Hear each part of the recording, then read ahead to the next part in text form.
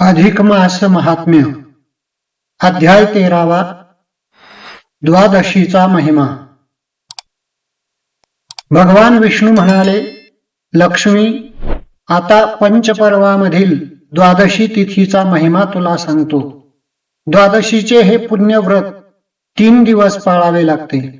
दशमी तिथीला फक्त एकच वेळ भोजन घ्यायचे, म्हणजे अर्धा उपवास करायचा। मग दुसरे दिवशी एकादशी संपूर्ण 1 दिवस उपवास करायचा आणि तिसऱ्या दिवशी द्वादशीला शक्य तितक्या लवकर त्या एकादशीचे पारणे करायचे, म्हणजे ब्राह्मणासह यजमानाने मिष्टान्न भोजन करायचे। द्वादशीला दिवसा झोपू नये। वर्षातील प्रत्येक महिन्यात 2 द्वादशी तिथी असतात, त्याही वरीलप्रमाणे 3 दिवस व्रत पाळूनच कराव्यात। परंतु अधिक मासातील एक जरी द्वादशी 3 दिवस व्रत पाळून केली तरी त्या बाकीच्या सर्व द्वादशीचे पुण्य पदरी पडते। द्वादशी पर्वाच्या व्रतात साधन द्वादशी हा एक विशेष पुण्यकारक योग असतो। साधन द्वादशी म्हणजे सूर्योदयापूर्वीच एकादशीचे पारणे करणे।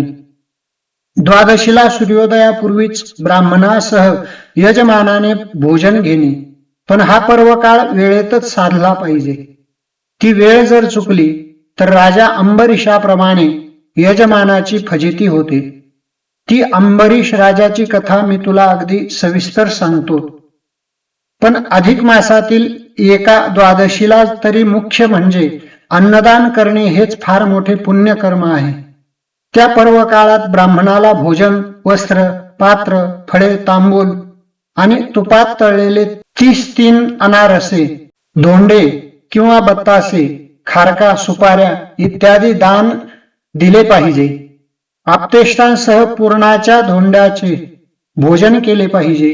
आता साधन द्वादशीचे कडक व्रत करणाऱ्या अंबरीश राजाची कथा सांगतो, ती मन लावून ऐकावीस। त्या कथेमुळे तुला द्वादशीचा विशेष महिमा कळेल। पूर्वी सूर्यवंशात अंबरीश नावाचा एक सार्वभौम राजा होता। तो मोठा धर्मनिष्ठ, सदाचारी आणि पुण्यवान होता।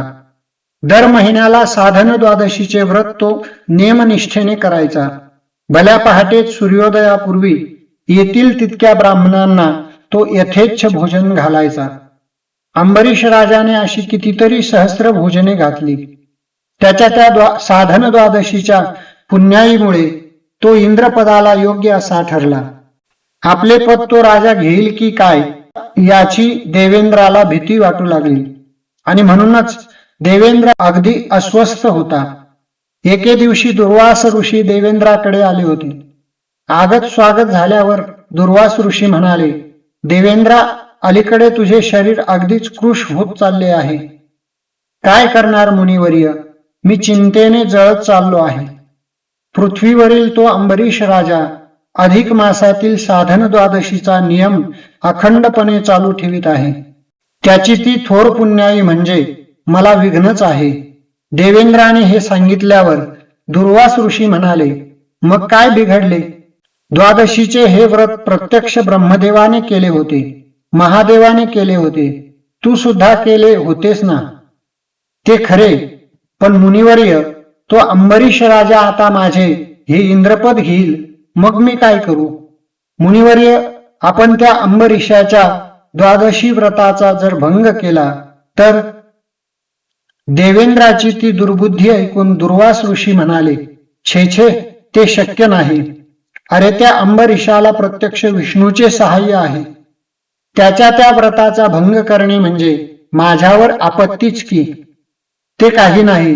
गुरुवर्य, आपण माझ्यासाठी तरी एकदा समक्ष अंबरीशाकडे जावे आणि पहावे तरी काय काय होईल ते। देवेंद्राने विनंती केली। विष्णू म्हणाले, लक्ष्मी, पुढील हकीकत पुढे 14व्या अध्यायात मी तुला सांगतो, ती ऐकू। 13वा अध्याय समाप्त। पुंडलिका वरदा हरिविठ्ठल श्री ज्ञानदेव तुकाराम पंढरीनाथ भगवान की जय। माऊली ज्ञानेश्वर महाराज की जय। जगद्गुरु तुकाराम महाराज की जय।